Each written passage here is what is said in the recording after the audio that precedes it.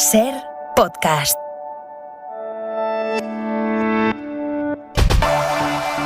Segunda noche de rescates de búsqueda entre los escombros en Turquía y en Siria.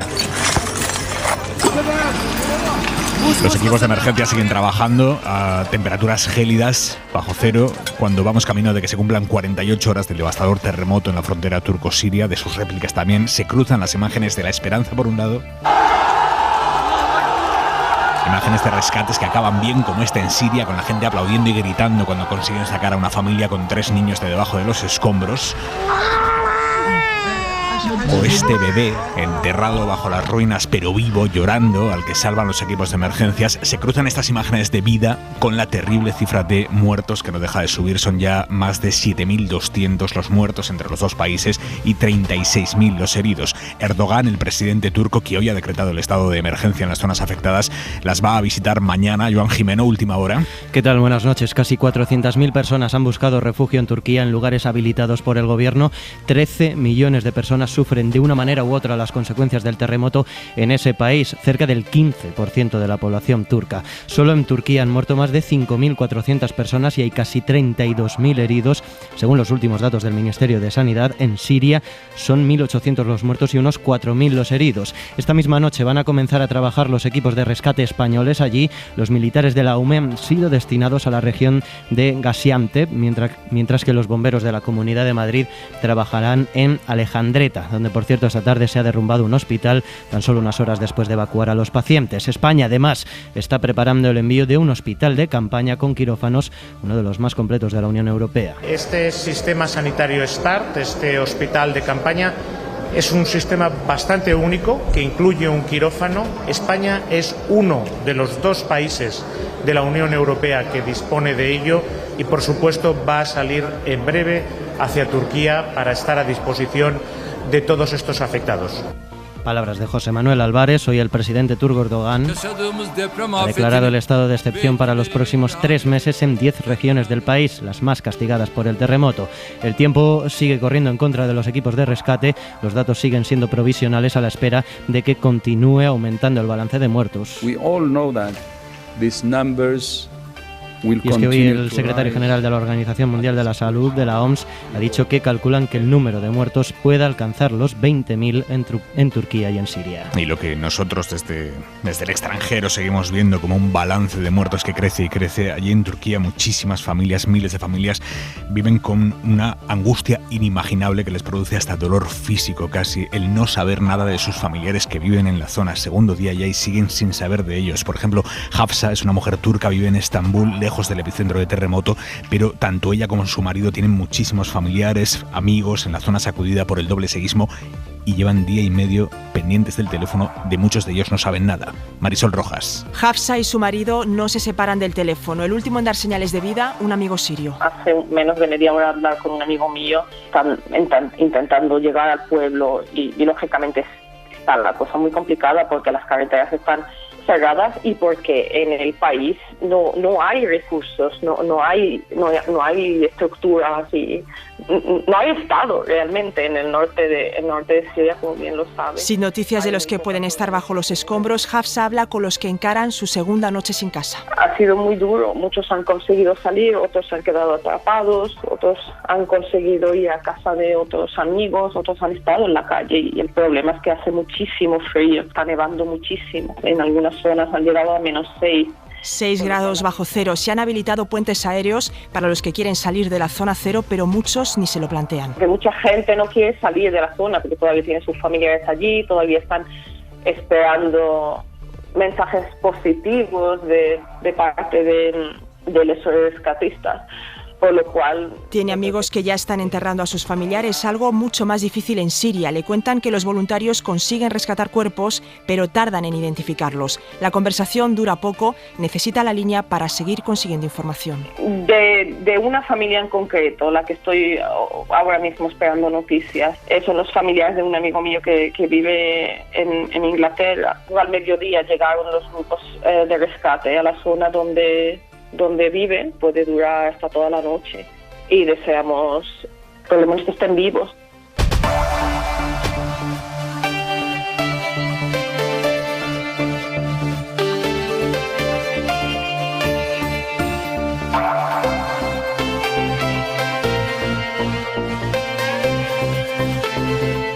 Aquí en España, más allá de cómo la reforma de la ley del sí es sí o del solo sí es sí está llevando la tensión dentro del gobierno a cotas no vistas hasta ahora, más allá de eso que vamos a analizarlo ahora mismo, el resto del día en 2 minutos, Isabel Villar. El último día con mascarillas obligatorias en el transporte público. La entrada en vigor será mañana, día 8 de febrero, con su publicación en el Boletín Oficial del Estado. Así lo ha anunciado la ministra de Sanidad, Carolina Darias. Nos las podremos quitar en autobuses, taxis, en el metro, en los aviones, además de en ópticas o centros de audición. Hay unos cuantos que pensaban que era hoy. Tampoco le vas a decir nada, porque si mañana no te contamina, pues hoy tampoco, ¿no? Bueno, ya de poder estar con normalidad en todos los sitios. Pero la normalidad no será completa, seguirán siendo obligatorias en centros sanitarios, farmacias o residencias. En Reino Unido, la justicia británica ha condenado a más de 30 años al policía de Londres que violó a más de una docena de mujeres siendo agente de Scotland Yard.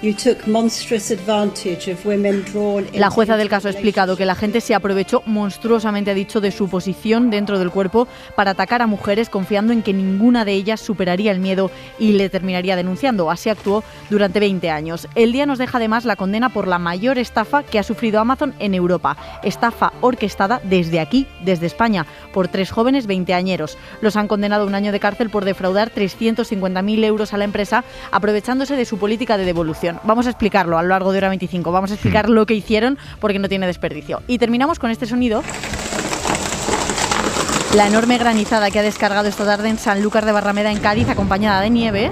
No decía que no había nieve en Sanlúcar y lo tiene. Lo nunca he dicho, mira. No hay daños personales, algunas inundaciones, y tienen en cadenaser.com las imágenes de la playa cubierta de granizo son espectaculares. El temporal ha complicado también el día en la costa catalana por el fuerte viento y olas que en la Costa Brava han llegado a los 13 metros. Y una cosa más, lo acabamos de conocer, los Mossos d'Esquadra investigan el asesinato de una mujer en el Poblenou de Barcelona a manos de su pareja. La víctima es una mujer transexual a la que su novio apuñaló hasta la muerte. Última hora, Roger Arnau. Esta es la principal hipótesis de los agentes que investigan el caso. El presunto homicida es un hombre de 52 años que sigue detenido en la comisaría a la espera de declarar ante el juez durante los próximos días. Los Mossos lo han arrestado este mediodía después de que llamara a emergencias avisando que había una persona gravemente herida. Al llegar al domicilio, las policías han encontrado a la víctima con varios navajazos que le habían provocado la muerte en poco rato. Los Mossos han confirmado que el detenido y la víctima eran pareja al tratarse de una persona transexual y, según fuentes policiales, no estará acreditada como mujer. El caso jurídicamente no se considera violencia de género, se considera violencia doméstica. Gracias, Roger. Hora 25, seguimos. Hora 25. Aimar Bretos. Está metido el gobierno en una espiral política a raíz de la ley del solo sí es sí, que mañana, por ejemplo, va a volver a atravesar de arriba abajo la sesión de control en el Congreso. El Partido Popular le tiene preparada al presidente una de esas preguntas que son como bombas de racimo, porque terminan soltando metralla argumental hacia todas partes con todos los temas. Le va a preguntar Cuca Gamarra a Pedro Sánchez, ¿es responsable de los actos de su gobierno? Bueno, hoy hemos escuchado al presidente reconocer que lo de los efectos indeseados, que es la expresión recurrente del gobierno en este asunto, los efectos indeseados de la ley del solo sí es sí. Hablar de los efectos indeseados de la ley es quedarse corto, reconoce el presidente Sánchez. Es una buena ley. Sin embargo, resulta evidente que transcurridos pocos meses desde su entrada en vigor, hemos comprobado que la ley ha tenido algunos efectos indeseados en su aplicación. Digo efectos indeseados y me quedo corto. Lo cierto y verdad es que existe un problema. Y la pregunta es, ¿qué se hace cuando un problema se plantea en la aplicación de una ley? Y la respuesta es evidente: utilizar el diálogo, pero resolver el problema. Por eso... Pero el cómo resolver el problema, las diferencias entre socios sobre cómo resolver el problema es lo que está derivando en una batalla a micrófono abierto entre los socios de gobierno, pulso marcado hoy por la entrevista de la ministra de Justicia, Pilar Llop, esta mañana aquí en la SER, en Hoy por Hoy, en la que ha defendido que con una herida basta para probar que hubo violencia en una agresión sexual. Sara Selva. ¿Qué tal, Aimar? Buenas noches. Justicia e igualdad parten de posiciones completamente opuestas. Es un reajuste técnico el que hay que hacer, no es más. No se tocan modelos, no se toca el consentimiento, que ya digo que además es un avance importantísimo. Según Pilar Llop, su reforma es un mero retoque técnico que no altera el centro de la ley, que es el consentimiento. Estamos en un momento difícil, enfrentándonos a un posible retroceso en derechos de las mujeres. Según Irene Montero, todo lo contrario. La reforma es un retroceso que deja a un lado precisamente eso, el consentimiento. Y que todas las mujeres de este país sepan que vamos a trabajar para preservar el consentimiento como centro del Código Penal. La discusión sobre esto ya era pública, el enfrentamiento ya era evidente, pero los argumentos que ha utilizado Job en la entrevista en la SER han dado munición a Podemos. Ahora, si se demuestra que hay violencia e intimidación, que es muy sencillo probarlo, porque con una herida ya se puede probar que ha habido violencia, eso ya no hace falta que la víctima pruebe que ha habido consentimiento. Quiero que todas las mujeres sepan que sabemos que no es fácil probar la violencia o la intimidación. Con esas declaraciones, Job, según Igualdad, deja claro que la intención es volver al modelo anterior. Supone tener que demostrar las heridas, las marcas de esa violencia en el cuerpo. Cuando habla de heridas, ha dejado muy claro dónde coloca ella el centro. Y nos dice que es muy fácil, que las víctimas pueden probar las heridas. Pues no es tan fácil. Lo que permitió a que el juez de Navarra decir que veía jolgorio es que las mujeres tenían que probar que se habían resistido, que tenían heridas. Fuentes socialistas reconocen de hecho que Job no ha estado acertada, porque eso permite a Podemos agarrarse a ese argumento, les permite decir que el PSOE quiere echar por tierra el consentimiento cuando el gobierno viene repitiendo lo contrario. Y eso es un calvario probatorio que con la ley solo sí se acabó. Todo lo que no sea consentimiento es agresión sexual y es lo que vamos a preservar ahora, no volver al Código Penal de la manada y preservar el consentimiento en el centro del Código Penal. Que una mujer tenga que probar si tiene o no heridas es para Podemos un calvario probatorio. ¿Qué pasa? Que se está confundiendo a la opinión pública, porque lo que se está diciendo es que si se introduce ahora la violencia o intimidación, esto lo que supone es que la víctima tendrá que pasar por el calvario probatorio. Para Job no, para la ministra de Justicia ese debate que pone en la mesa Podemos lo que hace es generar confusión. Se pone otra vez el foco en lo que no existe, un problema sobre el consentimiento. Pero no opinan lo mismo en Igualdad. Si se puede probar la violencia, ya no es necesario probar el consentimiento. Este es el verdadero problema y la discrepancia. No es confusión, es discrepancia política. El debate, según Justicia, no debe estar en el consentimiento, sino en las penas. No es de recibo que con esta ley se haya producido una bajada de penas donde en nuestro país salga más barato agredir sexualmente a una mujer con violencia o intimidación que robar. Eso es un discurso que alimenta el populismo punitivo, pero que además es falso. Tenemos uno de los códigos penales más severos de Europa. Las posiciones, en definitiva, son radicalmente opuestas, pero hay algo en lo que coinciden ambos. Por supuesto que hay margen. Ahora esto echa a andar en trámite parlamentario. Estamos dispuestos a negociar y a hablar. Quieren llegar a un acuerdo. Creo que cuando el gobierno trabaja unido y en común, avanzamos en derechos. Y ahí, en el medio, es donde se sitúa Yolanda Díaz. Hago un llamamiento a la serenidad y a encontrarnos, a tender la mano. Que hoy se ha pronunciado evitando el conflicto tanto con el PSOE como con Podemos. La ley del solo sí es un extraordinario avance para las mujeres de nuestro país. Quien al final se aprovecha del enfrentamiento es el PP. Hoy tenemos a la jueza del PSOE, la señora Job, diciendo que la jueza de Podemos, la señora Rosell, hizo mal la ley. Que utiliza la polémica para señalar la división del Ejecutivo. Gracias, Sara Selva. División que los dos partidos del gobierno insisten en que no quieren agrandar, insisten tanto unos como otros en que esto no es una batalla por el relato, que eso para ellos es lo de menos. Pero para no ser una batalla por el relato, mañana Pilar Job se va a las 10 a Ana Rosa, a las 10:30 a Espejo Público, a las 12 a La Sexta. Y por su parte, Irene Montero a las 9:15 a Televisión Española y Jaume Asens justo después a TV3. Pero no estamos, ante una batalla por el relato. Por supuesto que sí. Y por supuesto que es una batalla por el relato que lo hemos vivido en otros momentos en la coalición. Lo que pasa es que esta llega con un asunto dificilísimo, por no decir imposible de gestionar, y en un momento imposible. Es el peor momento posible para que se produzca una batalla del relato de las que ya hemos vivido como esta, porque es que estamos a muy pocos meses de las elecciones y la batalla gira alrededor de algo que escapa completamente al control del gobierno. Por mucho que el gobierno se empeñe en decir, bueno, incluso Sánchez puede decir hoy, ya está, estamos solucionando el problema, pueden intentar empezar a resolver el problema para el futuro, pero ni siquiera controla los tiempos, porque en el mejor de los casos esa tramitación parlamentaria va a llevar un mes y pico, con lo cual estamos hablando, en política un mes es una barbaridad de tiempo, y más en pre-campaña electoral, pero es que además, incluso resolviendo eso, no van a dejar de haber rebajas porque eso no lo pueden parar, porque no hay manera de pararlo, y no va a haber rebajas de penas. Con lo cual, al final se demuestra que es una constante dentro de esta coalición, que es una coalición muy particular, porque hay otras coaliciones que no son así. Se demuestra que cuando no consiguen ponerse de acuerdo internamente, ha habido muchísimos debates en el gobierno, muchísimos, y la mayoría de los casos acababan llegando a un acuerdo. En este caso, de momento, no hay acuerdo, y cuando no hay acuerdo, se hacen daño los dos. Es una evidencia, de los 3 años que llevamos con esto, es una evidencia que a veces puede pensar uno, no, bueno, pero yo gano un espacio, no, pero yo gano un poquito del relato. Es evidente que el resultado final, cada vez que hay una división dentro del gobierno y una pelea pública, el resultado final es desgaste para los dos. Con lo cual yo precisamente por eso, y tú lo has dejado, en la crónica lo dejáis un poco abierto, hay incentivos para que intenten encontrar un acuerdo, porque de verdad esta situación no le conviene a ninguno de los dos. Palomera. Bueno, yo la verdad es que a día de hoy, y como Carlos me ha parecido deducir de sus palabras, veo muy difícil el acuerdo.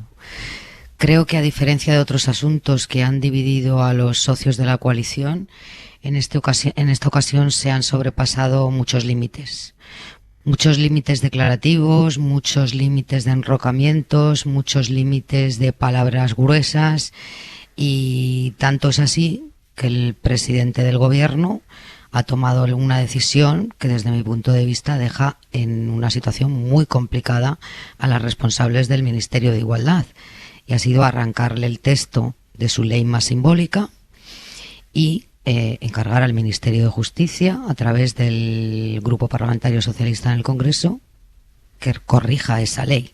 A mí me parece que esto es una desautorización en toda regla de las responsables del Ministerio de Igualdad.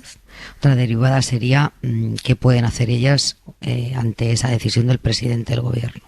Hasta donde sabemos, el enfado del presidente del Gobierno, después de 2 meses de negociación, 2 meses, que esta negociación no empezó antes de ayer ni la semana pasada, 2 meses desde que el presidente del Gobierno, lo recordábamos la semana pasada, el día de la Constitución, dijo públicamente que esta ley se iba a corregir, que se iban a corregir los errores técnicos. Lo dijo públicamente y lo llevamos todos a titular de portada aquel día. Han sido 2 meses de negociación, y cuando el presidente del Gobierno, después de 2 meses de negociación, dice hasta aquí hemos llegado, y esta ley sale de Igualdad y la corrige Justicia y se lleva al Congreso de forma unilateral por el Partido Socialista, quiere decir que la situación ha llegado a unos niveles muy extremos. ¿Influye que estemos en un año electoral, a 3 meses de unas elecciones municipales y autonómicas y a 10 meses de unas generales? No lo sé. Yo creo que no, que hay un empecinamiento y un enrocamiento por parte de las responsables del Ministerio de Igualdad, que desde mi punto de vista está haciendo que el gobierno en su conjunto pierda mucha credibilidad y se deje jirones de apoyos electorales. Desde mi punto de vista, y lo que marcan todas las encuestas, es que hay un altísimo porcentaje de los españoles, incluidos los votantes del Podemos, que claman porque se dé una solución a esto. Me pregunto si desde el Ministerio de Igualdad han pensado en las 400 víctimas de esos condenados que han visto revisadas a la baja las sentencias. Es a ellas a quienes tienen que dar una explicación de por qué no quieren corregir esta ley. Es verdad que partieron de una posición de no se toca ni una coma, esta ley es perfecta. Y la semana pasada ya dijeron, estamos dispuestos a llegar a un acuerdo para introducir correcciones. El Ministerio de Justicia hizo llegar su propuesta, pero no conocemos ni uno solo de los documentos del Ministerio de Igualdad. Por lo tanto, quiere decir que mucha voluntad a corregir el asunto no tienen. Por lo tanto, yo creo que lo que queda de legislatura, si es que llega a su término, va a ser absolutamente la convivencia muy complicada, y yo no sé si el presidente del Gobierno está dispuesto a dar un paso más o no. Pero a mí me parece que es insostenible la situación. Quiero decir, hoy el Consejo de Ministros, después de la tensión vivida en las últimas semanas, ha durado media hora en la que nadie ha hablado del principal problema que en este momento tiene encima de la mesa el Consejo de Ministros, y por lo tanto yo no sé si las semanas posteriores esto puede continuar así. pero el enrocamiento parece bastante evidente. Simón. Lo recojo donde lo ha dejado Esther Palomera. Vamos a ver, aquí la cuestión fundamental a mi juicio es que sigue habiendo un desacuerdo nuclear entre el Partido Socialista y Podemos por lo que toca esta ley en un sentido muy sencillo, ¿no? Es decir, Unidas Podemos sigue considerando, y esto yo creo que es evidente, más allá de que haya señales de que podría cambiar esa posición, que la ley es correcta y lo que estamos viendo es una incorrecta aplicación por parte de los jueces. Es decir, ellas consideran que la ley opera en el sentido esperado, más allá de estas consecuencias no buscadas que yo creo que son evidentes, pero que en cualquier caso han hecho que incluso hayan girado en una parte del discurso, diría en las últimas 72 horas, hacia posiciones más antipunitivistas, elementos que no se habían planteado al principio cuando comenzamos a ver estas rebajas de sentencias. De hecho, ni siquiera estaba, parece ser, entre los efectos esperados, puesto que la propia ministra de Igualdad así lo declaró en la comisión del Congreso de los Diputados. Pero del otro lado, el Partido Socialista lo que plantea es que hay que modificar la ley. Pero en cualquier caso, esta modificación de la ley también es una variación respecto al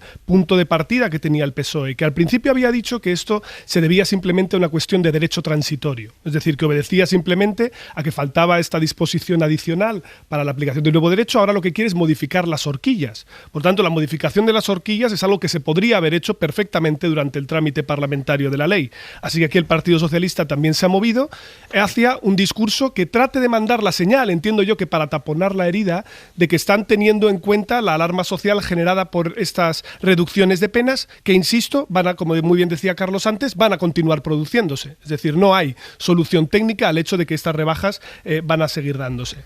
Dado que estamos viendo que opera la lógica tradicional en esta coalición, que es que para ganar los pulsos internos se filtra hacia afuera todo el ruido y esto genera un desgaste conjunto, entonces cada cual intenta marcar la posición y básicamente volvemos al viejo adagio de la política española: en España no se negocia, en España se presiona. Es decir, aquí estamos jugando a que el otro pase por debajo del futbolín. El problema es que, como antes se comentaba, el trámite parlamentario va a ser probablemente largo. Si no hay trámite de urgencia, que es lo que podría cortarlo a un mes, como lo vimos con la reforma del Código Penal, se tomaría en consideración por Junta de Portavoces y esto podría llevarnos 4 o 6 semanas, incluso más, dependiendo de cómo vaya el trámite de enmiendas. Claro, en estas circunstancias yo lo que me pregunto es, ¿puede mantener la relación de los socios de gobierno este nivel de voltaje durante todas las semanas que tenemos por delante? Es decir, ¿puede el gobierno permitirse esto y sobre todo cuando vamos a entrar ya prácticamente en precampaña electoral? Y otra consideración adicional, ¿qué papel van a jugar aquí los socios parlamentarios? Porque aquí hay una paradoja muy curiosa, si os dais cuenta. Existen los apoyos parlamentarios para modificar el Código Penal. Lo que no está claro es en qué sentido. Porque puedes hacerlo tal cual lo ha presentado el Partido Socialista ahora y contaría con los votos del Partido Popular, seguro, parece, o bien en un sentido un poco diferente, aceptando tal vez algunas enmiendas y podrían incorporarse otros socios. De momento el PNV guarda silencio. Déjame que los escuchemos, porque efectivamente esto está poniendo en una situación muy delicada a los socios parlamentarios, que es con quién ir en este pulso, con cuál de los dos socios de gobierno ir en este pulso, ¿no? Apoyar o no la proposición que ha registrado el PSOE. Guillermo Lerma, buenas noches. ¿Qué tal, Aimar? Buenas noches. Esperaba el PSOE que la negociación con los socios parlamentarios fuese más sencilla que la que han mantenido con Podemos dentro de la coalición, pero lo que se han encontrado en el Congreso es que sus apoyos habituales no comparten ni los términos ni las formas de la proposición. Vamos a hablar con unos, vamos a hablar con otros y vamos a intentar mejorar lo que se pueda mejorar. Lo que no se puede es una línea roja, y saben que soy reacio a decir esto, pero es una línea roja. Nosotros no vamos a fomentar volver al infierno probatorio y en ningún caso nos vamos a apuntar a la campaña contra la ministra. A otro nivel se colocan grupos de menos peso como PNV, Más País o Compromís, dispuestos a negociar sí, pero que piden una única propuesta por parte de la coalición. Que traiga una propuesta acordada, sin ruido. Y que no nos pongan en la tesitura irresponsable de tener que elegir. Han sido las dudas de los socios las que han hecho que el PSOE renuncie a forzar los plazos, como pretendía en un primer momento. Fuentes de Ferraz y del Gobierno habían apuntado a que el primer debate parlamentario podría celebrarse incluso la semana que viene. Ahora hablan de un trámite ordinario y de la posibilidad de que eso se retrase hasta el mes de marzo. El PP critica que se reduzca la velocidad de la tramitación. El PSOE prima más quien la apoya a realmente rectificar. El ala socialista lo niega, asegura que la prioridad es corregir cuanto antes la ley, sin cerrar incluso la puerta a hacerlo con el apoyo del PP. Cuantos más grupos políticos apoyen, mejor. Pero tras el golpe en la mesa que el PSOE considera que dio con el registro, la estrategia pasa ahora por dar margen a la negociación con los socios. Se busca que la reforma salga adelante con los mismos avales con los que salió la ley, a pesar de que en este momento solo la derecha garantiza su respaldo. Era esto, Simón. 205 votos eran los que aprobaron esta ley y es muy complicado el que incluso en el trámite de enmiendas lo vayamos a ver. Yo creo que aquí la constelación más o menos que se va dibujando es algo que ya suele ser habitual, ¿no? Que Esquerra, Bildu suelen colocarse más del ala de Podemos y concretamente en este caso del Ministerio de Igualdad, yo creo que por una consideración evidentemente ideológica pero también táctica. Es decir, yo creo que no deberíamos olvidar que la posición dentro de la coalición de Unidas Podemos, Yolanda Díaz, Sumar sigue siendo compleja.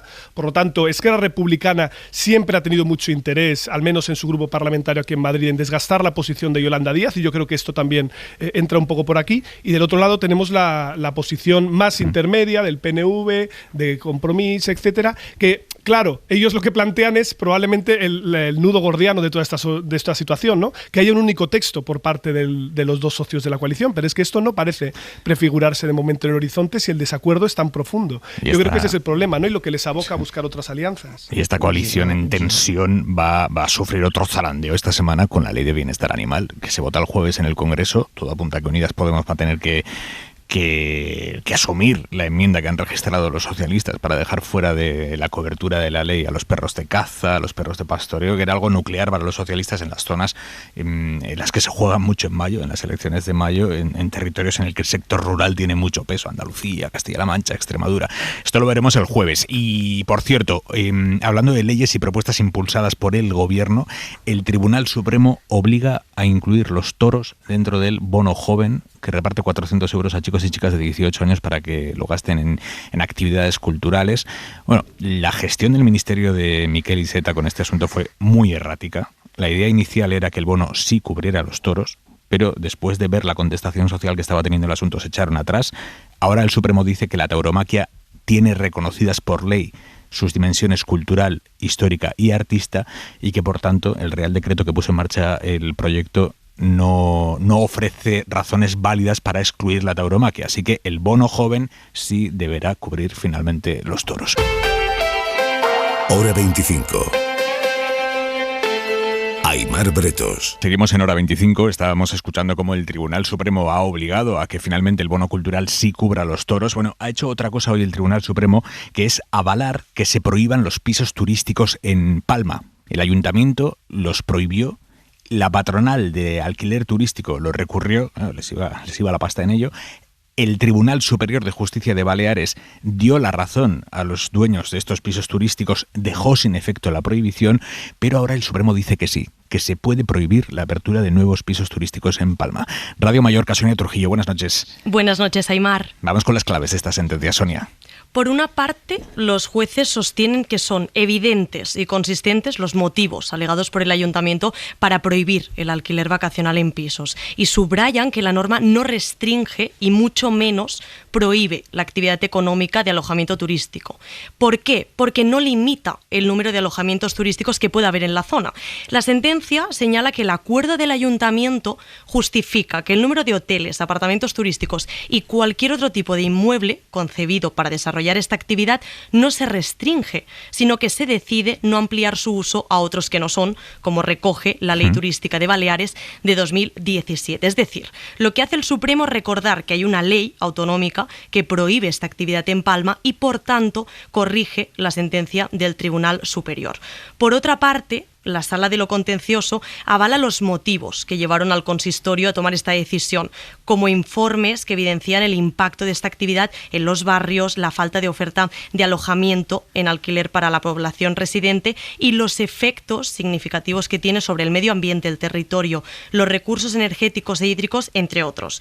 Lo que alega el Ayuntamiento es que en el contexto actual, 1 de cada 3 familias en Baleares accede a la vivienda en régimen de alquiler, por el desorbitado encarecimiento de los inmuebles que provoca el mercado internacional y la presión turística de las islas. Hay que tener en cuenta que Baleares es la segunda comunidad con los alquileres más caros y es líder en número de viviendas de alquiler vacacional. Los jueces en esta sentencia lo que señalan es que son hechos notorios que la escasez de vivienda residencial y su elevado coste está dejando las islas sin médicos, sin profesores, sin funcionarios de justicia, servicios que, por cierto, están centralizados legalizados en el municipio de Palma. Eso lo dice la sentencia, ¿eh? ¿Y con los pisos turísticos que ya están funcionando, qué va a pasar? Vale, pues hay que tener en cuenta que hasta 2017, que fue cuando se aprobó la ley autonómica, esta actividad en pisos funcionaba de forma alegal.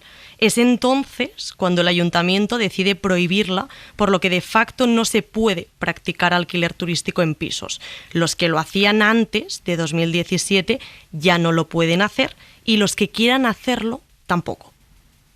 Sonia Trujillo, gracias, buenas noches. Buenas noches, gracias. Es uno de los grandes debates que tenemos pendientes de resolver, es el de la conversión de pisos familiares en viviendas turísticas, poniendo aún más imposible el mercado inmobiliario en buena parte de España, Palomera.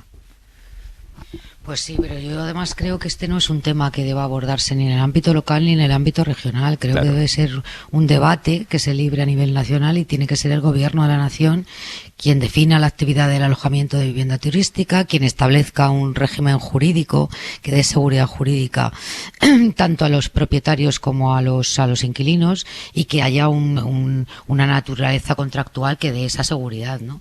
Yo lo que creo es que este es un asunto pendiente, que la patronal del sector turístico ha abordado en varias ocasiones, tanto con el Ministerio de Industria como con el Ministerio de Vivienda y Transportes, y lo que tienen que hacer es de una vez por todas regular esta actividad que para mucha gente supone un suculento negocio, pero que está encareciendo el precio de la vivienda en las grandes ciudades. Habéis citado el caso de Palma porque es la sentencia que hemos conocido hoy del Supremo, pero en Madrid, en Valencia, en Barcelona, en Málaga hay verdaderos problemas con este tipo de viviendas turísticas. Y bueno, si la ley de vivienda está encallada desde hace meses en el Congreso de los Diputados, no quiero ni imaginar lo que puede suponer en el final de esta legislatura incluir este debate en el Congreso de los Diputados. Pero desde luego a mí me parece que para regular todo esto y para ordenar el turismo, porque lo que hace también este tipo de actividades es rebajar la calidad del turismo en aquellas zonas con especial afluencia turística, nos podríamos eternizar en el debate, ¿no? Pero no tengo ninguna duda de que debe ser una apuesta estatal y no local ni autonómica. Sí, seguramente nos gustaría que fuera así, pero es inviable, Palomera, y lo sabes, porque de hecho uno de los grandes problemas de la ley de vivienda es que por mucho que haga la ley de vivienda, si Madrid, que es el caso, no quiere hacer lo que la ley de vivienda le debería empujar a hacer, no lo hace, porque las competencias son autonómicas y en algunos casos locales. Lo estamos viendo. Hoy nosotros en El País publicamos hace un par de días, que por cierto ha tenido mucha, porque es el gran asunto para todo el mundo y cualquier cosa que se publica sobre vivienda, la gente lo lee muchísimo, porque es la gran preocupación de todo el mundo. Publicábamos un título que era el gran ladrillo se va de Barcelona y se viene a Madrid, porque en Barcelona está habiendo regulaciones mucho más fuertes y la gran inversión que busca este tipo de rentabilidades altas. Este es uno de los grandes debates, pero no en España, en todo el mundo.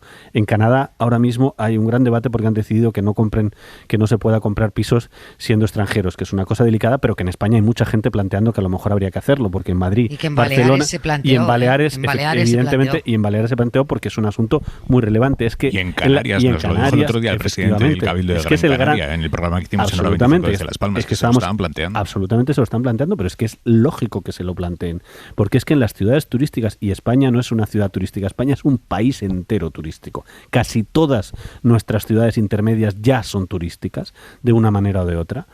Es que en las ciudades turísticas vive gente. En las ciudades turísticas este es el gran problema, cuando hablas con la presidenta de Baleares te lo cuenta, maestros, médicos, enfermeros, barrenderos, interventores judiciales, funcionarios de cualquier tipo, nadie quiere ir, porque entre una plaza en Baleares de policía o una plaza en La Rioja o en Cáceres, pues resulta que además, como debe ser, porque este es un país que quiere, igual que todas las pensiones son iguales en toda España, pues los salarios de un policía o los salarios de una intervención judicial son los mismos en toda España. Pero es que en Baleares, con ese salario, evidentemente no puedes de ninguna manera alquilar un piso de una familia, y en Cáceres sí, con lo cual nadie quiere ir a Baleares, pero es que es un problema muy serio desde el punto de vista de organización administrativa. Pero es que además está eso con la suma de todos los extranjeros comprando vivienda para especular, comprando vivienda, porque como pasa en Madrid, como pasa en Barcelona, como pasa en Canarias, porque es una inversión, sobre todo latinoamericanos con mucho dinero, que en fin, es una inversión ultra rentable.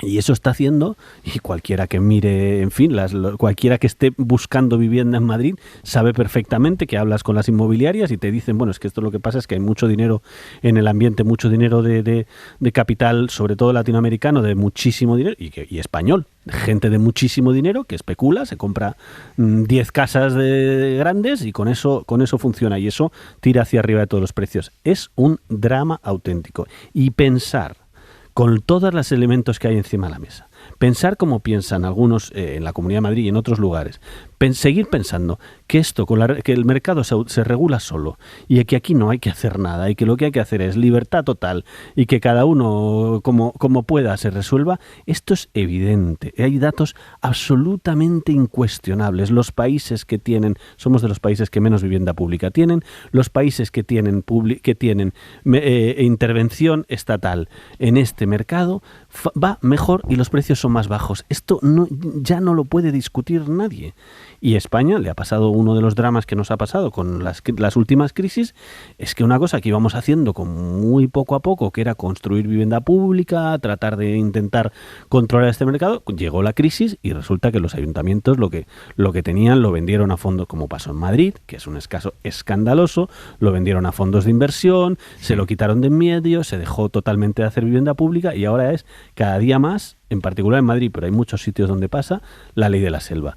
Bueno, este es el gran debate, uno de los grandes debates de España. Lo que pasa es que la ley de vivienda, uno de los grandes problemas, aparte que no se ponen de acuerdo en hasta dónde llegamos, uno de los grandes problemas es que, esto lo hemos hablado, yo le entrevisté hace poco a la ministra y lo dice abiertamente, podemos hacer una ley de vivienda estupenda, pero si hay comunidades de otro signo político que no la quieren cumplir, no la van a cumplir porque las competencias son autonómicas. Saltarse eso es muy difícil. Sí, a ver, el tema de la vivienda es uno de los grandes motores de desigualdad, no solo en España, sino en todo Occidente durante los últimos 20 años. De hecho, en términos nominales puede haber habido retrocesos, pero en términos reales es el único elemento que no ha dejado de crecer en su valor de mercado. Perdona, un dato que da el otro día Sánchez en un debate en el Senado que es muy interesante, un dato concreto.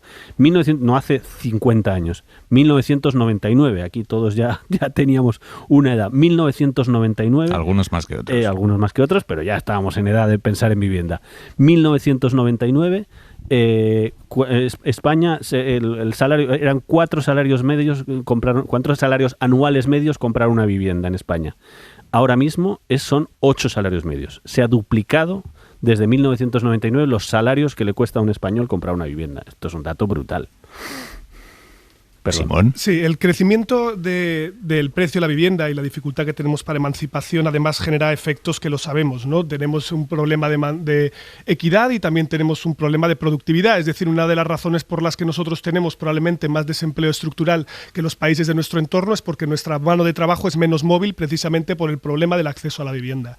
Y desde luego esto está muy vinculado con problemas de estancamiento salarial, que sabemos que es así, con migraciones sobre todo a las capitales de provincia, que es donde están los nichos de empleo, es decir, con el tema de la España despoblada, que también tiene un impacto, y la falta de políticas de vivienda, que ya le hemos hablado muchas veces, apenas tenemos un 1% de vivienda social, y no se aprovechó el periodo de la crisis, en el que yo creo que hubiera sido un muy buen momento para hacer un intercambio que hubiera sido rescate por ladrillo, es decir, yo cojo y como Estado asumo parte de esos elementos inmobiliarios que son tóxicos, en vez de mal venderlos después, lo que hago es construir ahí la semilla de un parque público del alquiler. Pero para el caso que nos ocupa, que es el del alquiler turístico, ya hay algunos estudios que demuestran que tiene un impacto diferencial de todos los demás factores. Daos cuenta que cuando nosotros queremos ver cuál es un poco la pistola humeante que ha asesinado a esa persona, hay muchas pistolas al mismo tiempo, ¿no? Hay mucha gente que va a vivir a Palma, hay mucho turismo en Palma, crecen, y luego además, ¿y el alquiler turístico cuánto impacto tiene? Pues ya lo tenemos más o menos estimado y dice que crece solo por año, el incremento del precio del alquiler es del 0,8% y de la compra el 1,14%, solo por año, por el impacto que tiene el Airbnb. Solo, única y exclusivamente por el Airbnb. Porque si algo sabemos es que la gig economy, esto que lo dices así suena muy cool, que es básicamente lo que hacen las plataformas a través de Uber, Deliveroo, Airbnb, etcétera, es tener mecanismos para circunvalar la ley. Tienen mecanismos en los que cada cual puede de manera voluntaria ofrecer su piso para un alquiler que podría ser parcial. Entonces la sustitución de esto que antes podía ser más cooperativo y más solidario, que es yo te dejo mi sofá si tú eres un mochilero y tú me dejas el tuyo en tu país, pues se ha convertido en todo lo contrario. Los de Silicon Valley se hicieron mayores y vieron que era mejor ser yuppie que hippie y abandonaron esas prácticas y las monetizaron. Claro, eso tiene un impacto fundamental en el crecimiento de los precios de la vivienda que requiere regulación. Pero de nuevo, las competencias están muy fragmentadas. Y fijaos la paradoja, Baleares tiene pleno empleo. Es decir, Baleares es la única comunidad autónoma que prácticamente tiene 0 de desempleo. ¿Por qué? Porque es que no hay nadie que pueda, por los salarios bajos que se pagan ahí, desplazarse a vivir. Es decir, un camarero que quiera ir a trabajar de temporada allí no le renta, porque solo con el precio que tiene que pagar del alquiler ya se va el 90% de su salario. Por lo tanto, en las islas además hay un problema específico, mucho más problemático de lo que vemos en otros lugares, y eso desde luego requiere regulación. Yo no espero que lo haga este gobierno. Yo dudo muchísimo que lo vaya a hacer este gobierno, porque además tiene unos costes políticos enormes. Bueno, no nos olvidemos que esto viene de que Baleares ha hecho esa regulación. Vale, claro, pero dile tú a un país que tiene el 70% de los propietarios, de vivienda en propiedad, en el que el principal activo que van a dejar a sus hijos, porque sus hijos ahora tienen problemas de desempleo, de emancipación, va a ser su vivienda. Diles que eso tenemos que meterle mano, tenemos que acotar el mercado de la vivienda, tenemos que incentivar más el alquiler. Eso va a generar unas resistencias brutales, que es pelear, y si encima los socios están divididos sobre qué política aplicar, es más fácil discutir sobre el tope de los alquileres que no se ponen de acuerdo que plantear directamente que la VPO solo debería ser en alquiler. Bueno, pero Pablo, pero no nos olvidemos que estamos discutiendo de esto porque lo que ha pasado es que Baleares ha hecho esta política. Digo, no es el Ayuntamiento de Palma. El Ayuntamiento de Palma ha hecho esta política y le han dado la razón.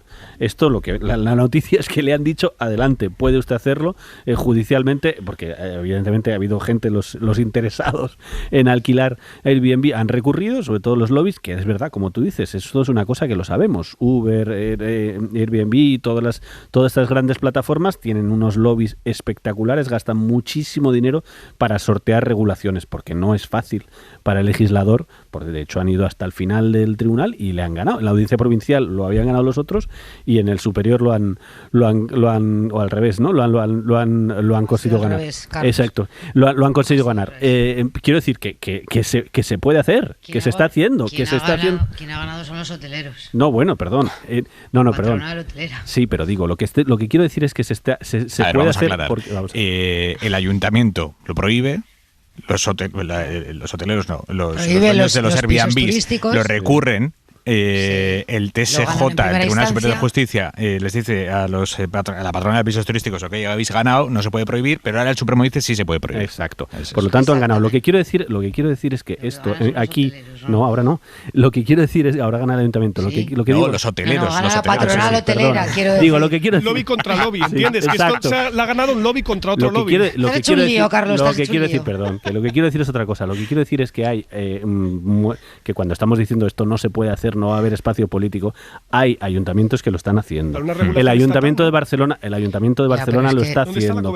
Hay gobiernos autonómicos que están intentando hacer cosas de estas. El otro día hablábamos en Canarias de que hay gobiernos que lo están intentando hacer. Quiero decir, hay un montón de gente, un montón de ayuntamientos intentando hacer estas cosas y gobiernos autonómicos. Por tanto hay espacio político para hacerlo, porque todos esos gobiernos, esos gobiernos autonómicos y esos ayuntamientos piensan que les van a votar por hacer esa política. Bueno, yo creo que no. Yo creo que es necesario un marco estatal, sin ninguna duda. Sí, pero ¿cómo de lo contrario, no hay seguridad jurídica y estaremos recurriendo y con recursos y contrarrecursos. Y además yo creo que es que este debate, aparte del precio de la vivienda, que encarece el precio de la vivienda, tiene otras muchas derivadas, y es la ausencia de una regulación clara al respecto, donde se cumplan las normas. Y por no hablar ya de la escasa o de la nula capacidad de generación de empleo. O sea, seamos objetivos. Un alquiler turístico, propietario de una vivienda turística, no genera empleo, mientras que una empresa hotelera, por cada 100 plazas genera decenas de puestos de trabajo. Por lo tanto, yo creo que es un debate muy transversal, y lamento decir que en este caso estoy más cerca del lobby hotelero que es el que ha conseguido y el que estaba detrás de este recurso, que de la posición de los pisos turísticos. Es que tiene consecuencias nefastas en muchos ámbitos de nuestra convivencia. Y vamos conociendo más detalles de la condena al dueño de la gran empresa española de encimeras, Cosentino, el empresario almeriense Francisco Martínez Cosentino, que ha aceptado 6 meses de cárcel y 1 millón de indemnización a 5 trabajadores que se vieron afectados por silicosis, que es una enfermedad que han sufrido y siguen sufriendo cientos de marmolistas en toda España que han cortado las planchas de Silestone que produce esa empresa. Pero lo más importante de la sentencia no es tanto la pena, que también, sino que la propia sentencia dice que Cosentino ocultó lo que sabía de los efectos nocivos de manipular ese material, que lo sabía desde el 2000 y que hasta casi una década después no avisó, por lo menos a los trabajadores que le han denunciado en este caso, que es lo que trataba el tribunal. Radio Sevilla, Mercedes Díaz. 6 meses de cárcel y el pago de 1.100.000 euros para 5 marmolistas de Vigo. Es la condena por lesiones graves por imprudencia que ha impuesto un juez al dueño de la multinacional andaluza del mármol almeriense, Cosentino, Francisco Martínez Cosentino. Una condena por la silicosis que sufren estas personas y que han adquirido manipulando el silestone, el aglomerado de cuarzo que vendía desde el año 90 a la empresa gallega Granitel, también condenada. Dice la sentencia que Cosentino sabía desde al menos el año 2000 los riesgos que tenía la manipulación del silestone y que hasta 2009 no facilitó la información a sus clientes gallegos cuando uno de los trabajadores fue diagnosticado de silicosis. Fue una información además tardía, deficiente y confusa según el fallo. Serapio Martínez, el abogado de los trabajadores. Quien elabora un producto que contiene sustancias tóxicas, pues hombre, entiendo que es una obligación moral, ya no jurídica, o sea, ya moral, el informar, que este reconocimiento, pues me parece que es tardío y en algunos casos póstumo ya. Póstumo porque uno de esos empleados ha muerto. Cosentino tiene pendiente otro juicio en Bilbao en el mes de julio por hechos similares. En Andalucía, la Asociación de Perjudicados por la Silicosis calcula que hay 1.800 afectados en la comunidad, trabajadores de empresas del sector en Almería, en Córdoba y en Cádiz sobre todo, empresas que compraban silestone mayoritariamente a Cosentino para fabricar las encimeras. Algunos de estos afectados han acudido a la vía social para pedir indemnizaciones a Cosentino y a sus empresas.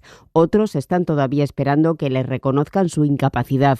Javier Cardeñosa tiene 38 años. Yo me ahogo, pero claro, y aparte lo que no puedo trabajar es en un ambiente donde haya polvo. Es que, yo he perdido mi trabajo, yo estoy en casa. Y claro, tú ponte, somos gente joven, la mayoría.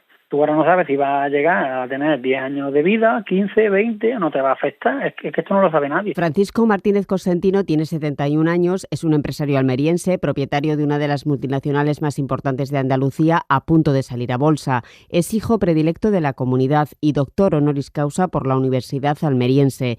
En un comunicado dice que el caso de Galicia se ha dilatado casi 15 años, periodo en el cual tanto la normativa de prevención de riesgos como la gestión de la compañía en esta materia han evolucionado considerablemente. Hoy, al conocerse el fallo, Paco Torrico, presidente de esa Asociación de Perjudicados por Silicosis, lamenta que la multinacional no haya pedido disculpas. Para los 1.000 y pico afectados de Andalucía, ni siquiera habéis tenido un acercamiento, un contacto, un querer contactar con nosotros, pedir disculpas. Cosentino lanzó el silestone al mercado en el año 91. La Ley de Prevención de Riesgos Laborales que obligaba a informar de su peligro entró en vigor en el 95. La firma incluyó por primera vez una etiqueta sobre los riesgos 10 años después, la amplió en el año 2009 y en 2010 la compañía envió un correo electrónico a 3.000 marmolerías subrayando los riesgos del producto. La operación Tamames da un paso más en este camino imparable hacia lo grotesco. Vox sigue sin conseguir que Tamames, que es dirigente del PC, les dé el sí a ser su candidato para la moción de censura. Ha dado el casi sí, pero no el sí. Y él, Tamames, sigue recorriendo los platós, dejándose querer, ocupando minutos de tele, de radio, que a estas alturas no tendría si no fuera por todo esto, pero no termina de decirle que sí a Abascal. Y en Vox empiezan a deslizar que a ver, que tienen un plan B, que ya se verá. Mariela Rubio, buenas noches. ¿Qué tal, Aymar? Buenas noches. Sí, Vox se está enredando en su propia moción de censura. Es una frase que escuchábamos hoy en los pasillos del Senado en boca de la plana mayor del PP. Nada fuera de guión. Lo llamativo es que desde el partido de Abascal se trasladaba en cierto modo un mensaje similar. Después de días situando al célebre economista nonagenario Ramón Tamames como posible candidato a la moción de censura, desde la formación de extrema derecha hoy dejaban la puerta abierta que finalmente no sea el candidato. Si finalmente será Ramón Tamames o no, lo sabremos los próximos días. Hablaba así su portavoz, Espinosa de los Monteros, y en privado, altos cargos del partido aseguraban que hay otros candidatos encima de la mesa y enfriaban la inminencia de la presentación de la iniciativa. Mientras, el propio Tamames en Antena 3 aseguraba que todavía no ha tomado una decisión, pero que en cualquier caso, si lo hace, lo hará con su propio discurso sin injerencias. Completa independencia para trazar mi discurso como me parezca mejor, y en esas estoy. Y esto, según fuentes próximas a la formación de Abascal, está generando suspicacias internas. Hay cargos que temen que Tamames sea incontrolable. En cualquier caso, el PP cree que se está poniendo de manifiesto las dificultades de Vox para encontrar candidatos independientes para esta moción que, en palabras de Cuca Gamarra, al único al que beneficia es a Pedro Sánchez y no estamos aquí para fortalecer a Pedro Sánchez. Sea cual sea el candidato, el PP asegura que se abstendrá, que la moción es un error, es un mensaje que el propio Feijóo trasladó a Tamames cuando almorzó con él y otros catedráticos hace varias semanas. Un encuentro que, según el PP, se produjo tiempo antes de que Tamames recibiese la oferta de Abascal para liderar su moción. Tiene razón Cuca Gamarra en que ni en los mejores sueños del gobierno le podían hacer un regalo político como esta operación Tamames, que además, Palomera, no termina de cuajar. Bueno, yo imagino que Tamames, como otros a los que ha sondeado la formación política Vox, ¿no? Pero es verdad que este es uno de los nombres que más se está dejando querer. Y yo la verdad es que me parece todo esperpéntico. O sea, me parece esperpéntico que Vox a estas alturas impulse una segunda moción de censura que no va contra el presidente del gobierno, sino contra el Partido Popular. Y el motivo de los otros candidatos que ha sondeado, o de posibles candidatos que ha sondeado Vox para no prestarse a este sainete, era precisamente no hacer daño al Partido Popular, no por otro motivo, no por falta de ganas de impulsar una moción de censura y de que Pedro Sánchez salga de la Moncloa. Pero es verdad que el personaje Tamames, yo no sé si lo hace por notoriedad, cosa que dudo a estas alturas de su trayectoria pública, o lo hace porque es que no encuentro ninguna explicación, sinceramente.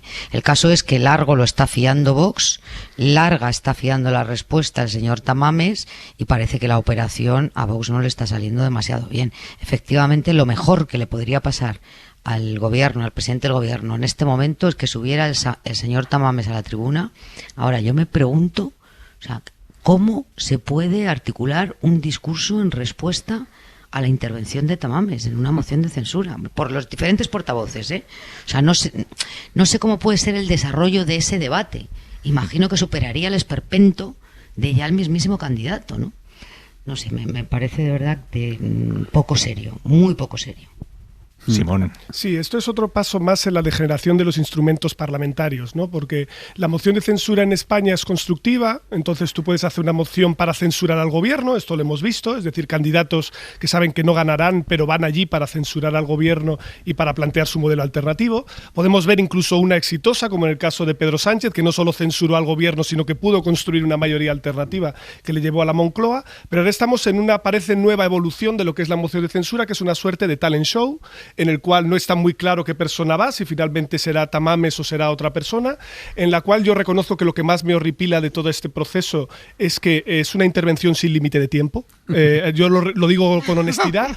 Entonces, pues imagínate a nosotros. Bien podría el señor Tamames subir y leer su manual de estructura económica de España, que es maravilloso, y yo creo que, o sea, es uno de los grandes textos referentes de estructura económica de nuestro país, y leerlo, y como muy bien decía Esther, nos quedaría quedaríamos o se quedarían los grupos parlamentarios perplejos, porque claro, estamos en una circunstancia en la que incluso el propio candidato no tiene base parlamentaria, es decir, supongo que los propios de Vox votarían a favor, pero como ni siquiera se sabe qué programa llevaría, porque él mismo llevaría su propio programa, no el programa de ese partido, a lo mejor el propio Vox se tiene que abstener después de escuchar al señor Tamames o votar en contra. Por lo tanto, estamos en esa situación en la que realmente ya parece un esperpento que mueve foco y que desde luego al gobierno no le viene mal para que hablemos de otras cosas y estemos más entretenidos, etcétera, pero desde luego yo creo que no es tomarse en serio las instituciones parlamentarias y eso a mí me preocupa más.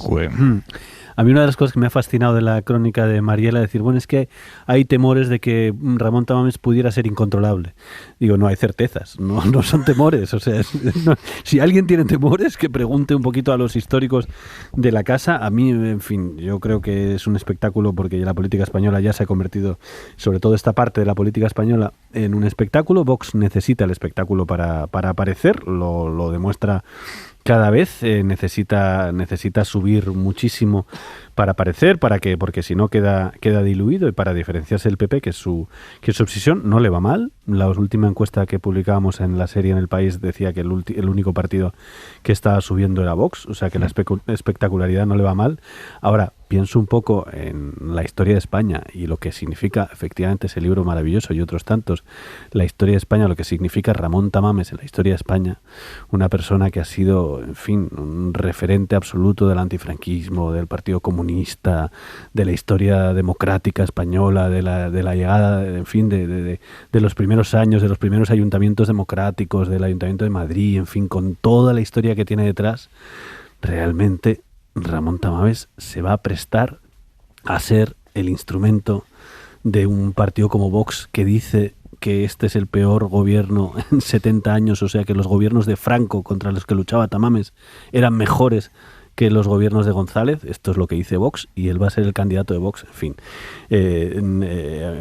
me parece desolador para la historia de Ramón Tamames, pero bueno, cada uno con su responsabilidad. Ahora será un espectáculo, evidentemente. Y se le complica por momentos el futuro, ya no político, que también, sino judicial sobre todo. Es a Laura Borràs, presidenta de Junts per Catalunya, expresidenta del Parlamento de Cataluña.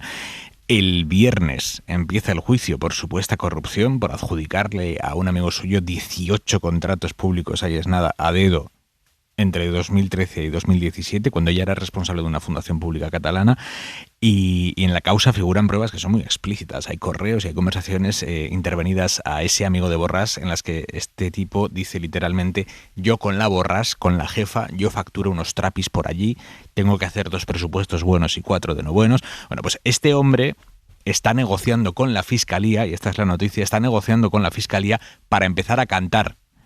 Por lo que sabemos, hasta ahora está dispuesto a inculpar a Borràs. Radio Barcelona, Andrea Villoria. Buenas noches. El pacto entre el informático amigo de Laura Borràs y la Fiscalía no está cerrado del todo, pero ya pone al líder de Junts contra las cuerdas. El viernes ambos se enfrentan a 6 años de cárcel por trocear 300.000 euros en 18 contratos para poder adjudicarlos a dedo cuando Borràs dirigía la institución de las letras catalanas.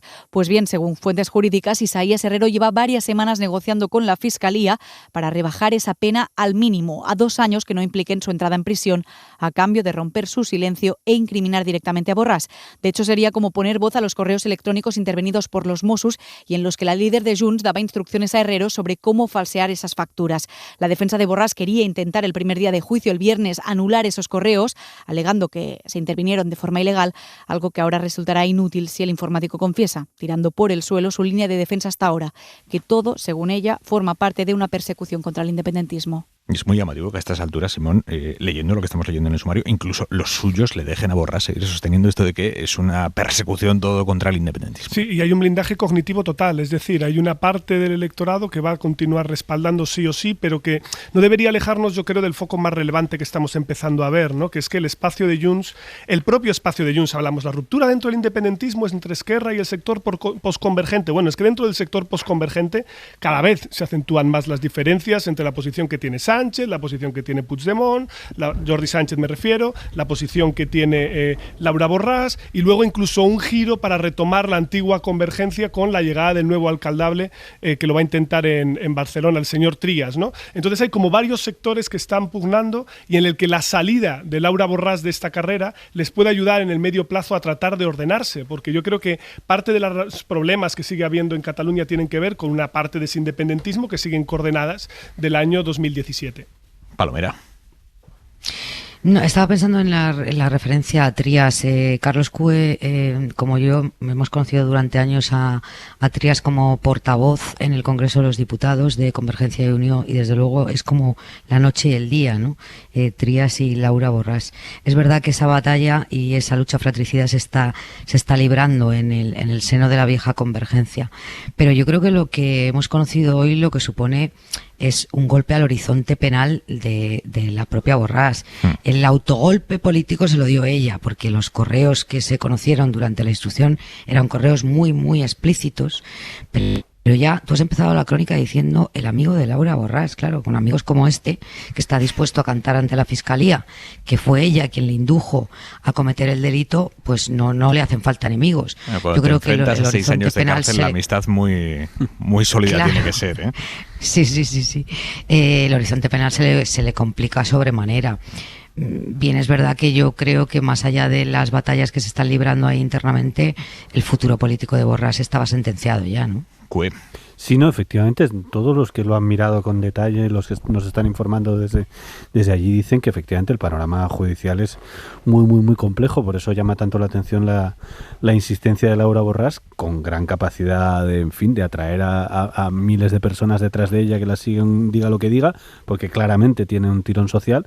Pero es que esto de la política, cuando entras en una espiral judicial, ya sabemos cómo acaba. O sea, esto no se aguanta. Podrás estirar todo el tiempo que quieras, pero en algún momento cae.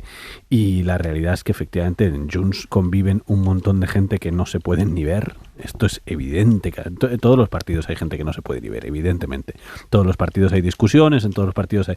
Pero Junts es que no es ni siquiera un partido, es una formación extrañísima, donde el líder moral, de alguna manera, y que tiene un liderazgo efectivo también de operativo muchas veces, está en Bruselas, acaba de dimitir el secretario general, en fin, van achicharrando cargos uno detrás de otro, y efectivamente, como decía Palomera, ¿qué tiene que ver Trías con...? Pero, y luego una parte cómo fue expulsado de la política Trías, con una falsa denuncia, con un montaje de la llamada policía aquella que montaron en interior. Aquella cuenta en Suiza. Sí. Pero que una parte de ese mundo se está disgregando a una velocidad, que se ha creado un partido como el PDeCAT, pero luego el mismo se ha deshecho también, porque estamos viendo a un referente que era nada menos que el portavoz parlamentario de este mundo, que era Carles Campuzano, que ahora es conseller con Esquerra. Quiero decir, es un mundo en explosión, que se está recomponiendo, pero que lo tiene muy difícil para mantener esa amalgama. Te pedía brevedad porque quiero contaros cómo la Audiencia de Palma ha condenado a 3 chavales jovencísimos, veinteañeros, los condena a 1 año de cárcel cada uno por haber puesto en marcha la mayor estafa que se conoce hasta ahora contra Amazon en toda Europa. Son 350.000 euros de estafa, que en principio tampoco mucho roto no lo habrá hecho en las cuentas de resultados a Amazon, pero así consta como la mayor estafa que se conoce hasta ahora a Amazon en toda Europa. Y no fue un golpe, fueron muchos minigolpes a través de la política de devolución de la empresa. Joan Jimeno. 350.000 euros en base al siguiente método. Este grupo de estafadores publica en una página de segunda mano un anuncio con un producto de tecnología. Pongamos, por ejemplo, un móvil de alta gama. Se vende iPhone 11 nuevo a estrenar. La caja está sin abrir, con el cargador dentro. Envío a domicilio, máxima seriedad, 400 euros. Una vez han vendido ese producto a un comprador de la página de segunda mano, lo compran original en Amazon. Pongamos, por ejemplo, por 800 euros. Una vez que tienen ese producto, lo envían a la persona que se lo compró en la página de segunda mano. Cobran los 400 euros. Y aquí viene la estafa, porque le piden a Amazon devolver el móvil que han comprado. ¿Y aquí qué pasa? El producto ya lo han vendido, pero lo que tienen es la caja de Amazon, y lo que meten dentro son bolígrafos o canicas para que parezca que está llena. Los 800 euros que gastaron vuelven a su bolsillo por devolver una caja con bolígrafos. Desafiaron al sistema y ahora la justicia les condena. El último giro de esta historia es que uno de los 3 jóvenes condenados se ha ofrecido ahora a Amazon para reparar las brechas en sus sistemas de seguridad. Es como aquel hacker que trabajaba con el FBI para investigar al resto de hackers en una conocida serie estadounidense de política. Punto y 25. Joaquín Estefanía. Hay numerosas películas, la mayor parte geográficas, referidas al personaje de ficción Robin de Locksley, denominado comúnmente Robin de los Bosques. Robin Hood es un arquetipo entre héroe y bandido, el mejor arquero de todos, que actúa en defensa de los pobres y oprimidos.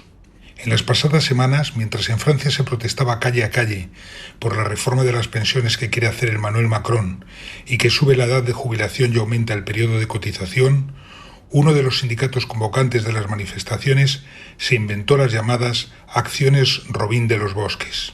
Estas han consistido en pequeños cortes aleatorios de los servicios de energía, distribución de gas y electricidad contratados por grandes consumidores, mientras al mismo tiempo proporcionaba gratuitamente esos mismos servicios a escuelas, hospitales, pequeños comercios, establecimientos públicos o residencias de ancianos. Las acciones Robin de los Bosques han sido un movimiento impreciso, pero con buen impacto mediático. Por primera vez en mucho tiempo, los sindicatos, hasta 8, han conseguido unidad de acción contra el proyecto de pensiones de Macron y 2 grandes movilizaciones y huelgas. Todos los países europeos siguen atentos a lo que allí va a suceder. Punto y 25. ¿Y con qué abrimos el larguero esta noche, Manu? Con la última hora del partido de mañana en el Mundial de Clubes, y enseguida damos detalles también de cómo está la guerra entre Real Madrid y Atlético a la hora de quitarse jugadores de la cantera. Había un pacto no escrito que se respetaba, pero enseguida contamos en el larguero cómo está ese pacto que ha saltado por los aires. Ahora cualquiera puede ir a la cantera del equipo rival, como se hace con los demás clubes, y llevarte a los jugadores que más talento tengan. Así que ojo a la guerra Madrid-Atlético por los chavales y por el talento de la cantera. Vamos con ello. Abrimos ya el larguero. Esther Palomera, Pablo Simón, Carlos Cue, un abrazo a los 3. Un abrazo. Hasta mañana, familia. Descansen. Suscríbete a Hora 25.